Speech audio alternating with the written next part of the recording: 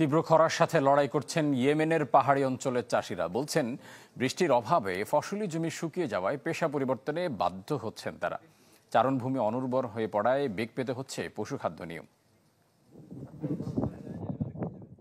কাঠ ফাটা রোদে এভাবেই শুকিয়ে চৌচির বিস্তীর্ণ জনপদ।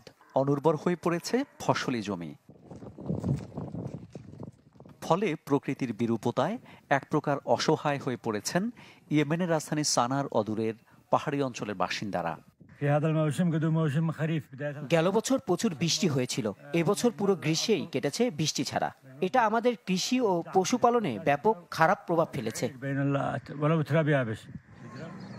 কৃষি বিশেষজ্ঞরা বলছেন, ইয়েমেনে খরা নতুন না হলেও জলবায়ু পরিবর্তনের কারণে সাম্প্রতিক দশকগুলোতে পরিস্থিতি বেশ খারাপ হয়েছে।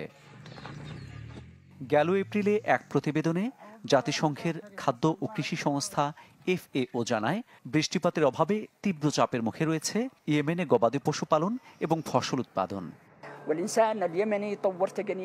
গেল 6 দশকে তীব্র হয়েছে খরা। এবছর পরিস্থিতি আরো খারাপ। চলতি বছরের প্রথম মৌসুমে প্রায় 85% কৃষি জমি অনাবাদি।